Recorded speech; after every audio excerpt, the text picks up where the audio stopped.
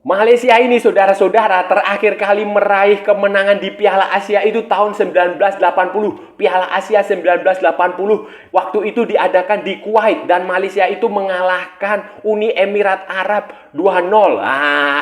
Setelah itu Piala Asia 2007 itu Malaysia kalah 3 kali dari 3 pertandingan padahal main di Stadion Bukit Jalil. Nah, pertanyaannya, apakah Piala Asia kali ini Malaysia akan berhasil mendapatkan kemenangan melawan Bahrain? Halo saudara-saudara, jumpa lagi dengan komentator gadungan di sini. Dengan komentator yang gadungan. Seperti biasa saudara-saudara, seperti biasa. Kalau kita sudah bertemu pasti akan ada yang kita bicarakan, akan ada yang kita cakap, kita ulas, kita analisis, kita perbincangkan tentang sepak bola di seputaran Asia Tenggara, di negara-negara tetangga, negara-negara serumpun, negara-negara jiran, Indonesia, Thailand, Malaysia, Vietnam, Laos, Kamboja, Myanmar, Brunei Darussalam, Filipina, Singapura, Timor Leste, Wakanda, Konoha, negara api, negara angin. Dan sekitarnya. Semuanya akan kita bicarakan secara fair, secara jujur, secara adil, tidak ada muatan kebencian, provokasi politik, berdasarkan fakta dan bukan klaim, baik yang sudah lama maupun terkini. Bebas saudara-saudara, bebas, bebas, bebas, bebas. Yang penting sopan.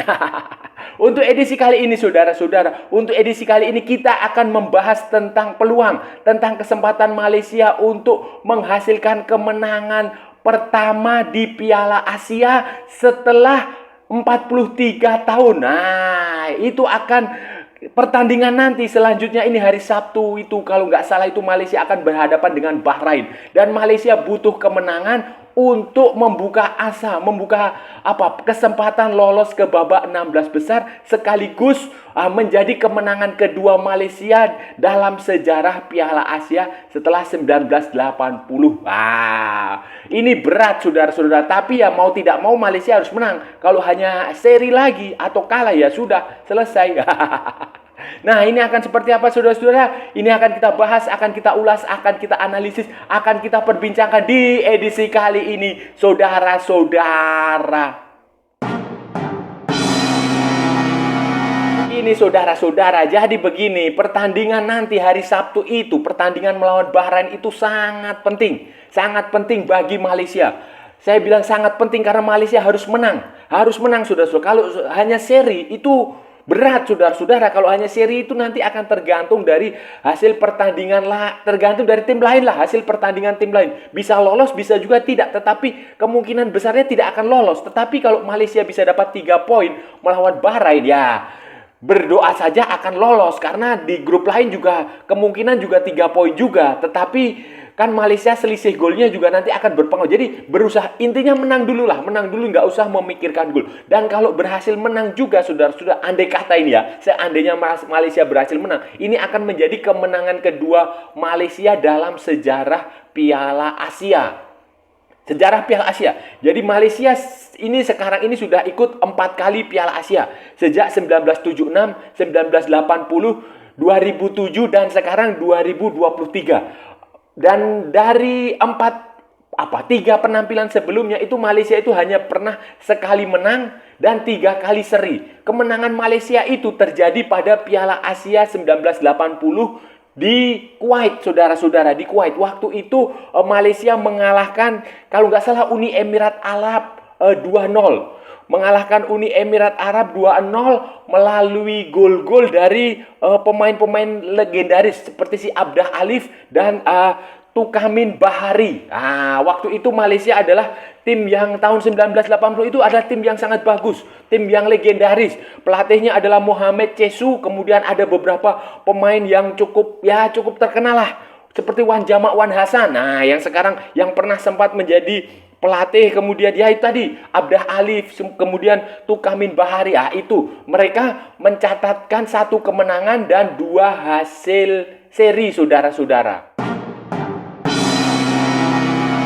Sebelumnya, saudara-saudara, waktu Piala Asia 1976, saudara-saudara. Jadi 4 tahun sebelum Piala Asia 1980, masih dengan generasi yang waktu itu generasi emas lah, generasi terbaik sepak bola Malaysia itu tahun-tahun segitu, 76 sampai tahun 80-an itu generasi terbaik mereka. Dan waktu Piala Asia 1976 di Teheran, di Iran itu, saudara-saudara, Malaysia itu bermain imbang 1-1 dengan Cina. Bermain imbang 1-1 dengan Cina, tetapi sayangnya Malaysia dikalahkan Kuwait 0-2. Jadi Malaysia tidak bisa lolos ke fase knockout. Yang lolos adalah Kuwait dan Cina. Ya, walaupun Cina juga kemudian dikalahkan oleh Kuwait, tetapi selisih golnya itu lebih bagus lebih bagus Cina, sehingga Cina dan Kuwait lolos ke babak berikutnya. Kemudian pada Piala Asia sebelumnya, Piala Asia 2007 ketika Malaysia, Indonesia, kemudian Vietnam dan Thailand itu menjadi tuan rumah, saudara-saudara, menjadi host, menjadi penyelenggara. Malaysia itu kalah pada 3 pertandingan yang dijalani. Kalah, saudara-saudara. Malaysia waktu itu tampil cukup buruk, tampil tidak sebagus, pokoknya pada waktu itu memang sepak bola Malaysia, kalau seingat saya tahun 2007 itu sedang dalam masa-masa suram. Dalam masa-masa suram yang baru kemudian bisa dibangkitkan itu, kemudian kalau nggak salah seingat saya itu tahun 2010, 2011 itu baru sepak bola Malaysia itu bangkit setelah terpuruk pada tahun 2007 itu di Piala Asia. Sebagai tuan rumah mereka selalu kalah, mereka menjadi bulan-bulanan tim lain. Padahal di grup lain itu Vietnam itu mampu lolos sampai ke perempat final. Sementara Thailand dan Indonesia itu juga mampu memetik kemenangan melawan Bahrain, walaupun kemudian kalah melawan Arab Saudi dan Korea Selatan, saudara-saudara. Tetapi di antara semua peserta, semua tuan rumah Piala Asia 2007 itu, penampilan Malaysia itu yang paling buruk. Dan sekarang Malaysia tampil lagi di Piala Asia 2023. Pada Piala Asia tahun ini, saudara-saudara, pada Piala Asia tahun ini penampilan Malaysia ini sebenarnya ini ya, sejak awal itu Malaysia itu cukup optimistis untuk bisa berbicara banyak, untuk bisa tampil bagus. Tetapi sayang sekali di pertandingan pertama itu karena gugup, karena nervous, Malaysia harus kalah 0-4 dari Jordania. Kalah melalui 3 gol cepat di babak pertama, di awal-awal babak pertama yang benar-benar membunuh membunuh mental dan semangat bertanding para pemain Malaysia. Kesalahan yang dilakukan, kemudian koordinasi yang tidak bagus, konsentrasi yang kacau, saudara-saudara. Kacau sehingga Malaysia menyerah 0-3 di babak pertama, sebelum akhirnya di babak kedua Yordania menambah gol lagi. Ini mengecewakan bagi sebagian besar penyokong Harimau Malaya, mengecewakan bagi penduduk Malaysia, bagi supporter Malaysia, bagi penggemar bola sepak Malaysia. Itu sangat mengecewakan karena tidak sesuai dugaan, tidak sesuai dugaan. Mengapa? Karena Malaysia sebelum tampil di Piala Asia ini mencatatkan hasil-hasil pertandingan yang sangat bagus. Di kualifikasi Piala Dunia mereka mengalahkan Kyrgyzstan dengan dramatis. Kemudian mereka juga mengalahkan Cina Taipei kalau nggak salah. Kemudian di pertandingan pemanasan uji coba mereka menahan imbang Suriah waktu di Cina. Mereka juga menahan imbang Cina di Cina sana. Kemudian yang terbaru mereka menahan imbang Suriah juga di Qatar. Jadi itu membuat banyak orang yakin, membuat banyak orang percaya, membuat banyak penggemar media semua di Malaysia itu percaya bahwa Harimau Malaya asuhan Kim Pan Gon ini adalah tim yang terbaik setelah tim era 1976, 1980 itu, saudara-saudara. Tetapi dengan kenyataan bahwa pada pertandingan pertama kalah telak, kalah dengan skor yang mencolok dari Yordania, otomatis Malaysia harus kembali menginjak bumi, harus bangkit, harus mengevaluasi diri untuk selanjutnya fokus ke pertandingan kedua melawan Bahrain. Kesempatan masih ada, saudara-saudara, kesempatan masih ada. Jangan lebih dulu menyerah. Ini saudara-saudara, Bahrain ini juga punya situasi yang kurang lebihnya sama dengan apa yang dihadapi oleh Malaysia. Pada pertandingan pertama mereka kalah dari Korea Selatan. Kalah 1-3 dari Korea Selatan. Memang skornya tidak sebanyak Malaysia, tetapi mereka juga kalah. Itu artinya sama, saudara-saudara, sama seperti Malaysia. Bahrain itu juga ditekan, dituntut untuk menghasilkan kemenangan supaya bisa melaju ke babak 16 besar. supaya dengan 3 poin mereka akan aman lolos ke babak 16 besar. Bahrain sudah Bahrain. Jadi penampilan Bahrain juga waktu melawan Korea Selatan itu juga sebenarnya lebih bagus dari apa yang ditampilkan Malaysia melawan Jordania. Nah, ini Bahrain adalah tim yang menurut saya kalau melihat peta persaingan saat ini ya saudara-saudara ya, kita tidak melihat sebelum Piala Asia. Kalau sebelum Piala Asia memang Bahrain tim yang biasa-biasa aja. Saya waktu itu mengatakan Bahrain bisa dikalahkan Malaysia. Tetapi kalau kita melihat peta persaingan terkini apa yang ditunjukkan di Piala Asia waktu melawan Korea Selatan, wah Bahrain ini tim yang cukup bagus saudara-saudara. Mereka punya pemain dengan postur-postur yang cukup tinggi, fisiknya bagus. Mereka akan mengandalkan ini menurut saya, prediksi saya berdasarkan apa yang saya lihat waktu pertandingan melawan Korea Selatan. Mereka pasti akan banyak mengandalkan bola-bola atas. Entah crossing langsung ke kotak penalti ataupun dengan misalnya corner kick, kemudian indirect free kick, tendangan bebas tidak langsung. Kecepatan mereka juga bagus saudara-saudara, selain fisik. Speed and power. Kalau saya mengatakan seperti itu, speed and power. Speednya bagus, fisiknya juga bagus, kemudian ditambah dengan kewajiban mereka harus menang. Semangat mereka pasti bagus, apalagi Bahrain ini dengan Qatar ini ya dekat. Sudah pasti penyokong Bahrain akan jauh lebih banyak daripada penyokong Malaysia. Sudah pasti fans Bahrain akan lebih banyak dari fans Malaysia. Dan ini akan bisa menjadi sesuatu yang menyulitkan Malaysia di pertandingan nanti. Bahrain punya pemain ke-12, punya semangat, punya cara bermain yang cukup bagus saudara-saudara.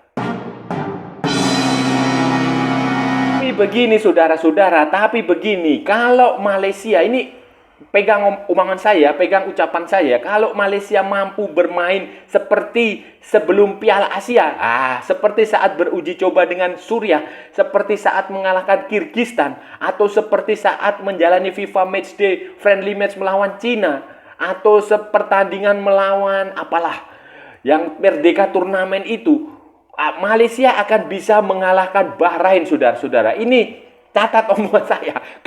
Saya bilang if itu juga mengandai kata. Andai kata Malaysia bermain sebagus itu, sebagus melawan Tajikistan di kualifikasi Piala Dunia 2026, sebagus waktu beruji coba menjalani pertandingan persahabatan melawan Suriah, melawan mana lagi?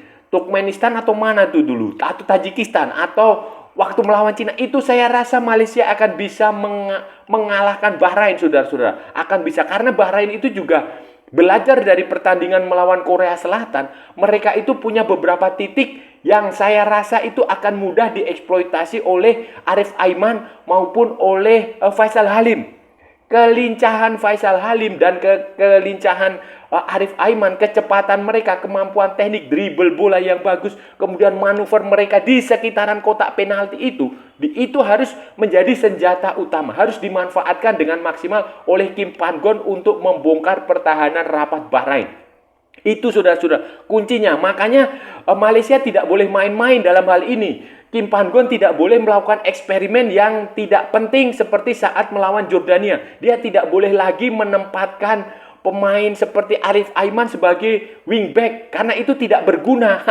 Tidak berguna, menyerangnya tidak bagus, bertahannya juga kesulitan karena dia bukan pemain yang punya karakteristik bertahan. Jadi ini harus dicamkan dengan baik oleh Kim Pan-gon supaya benar-benar belajar dari Korea Selatan ketika mengalahkan Bahrain. Dan saya rasa sebagai orang Korea, dia pasti akan mendapatkan masukan dari teman-teman dia di Korea Selatan.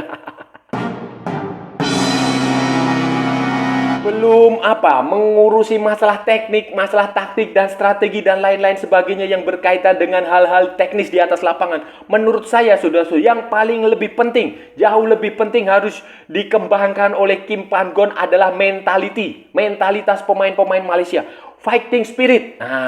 Pemain seperti Vietnam itu dia punya fighting spiritnya bagus sekali.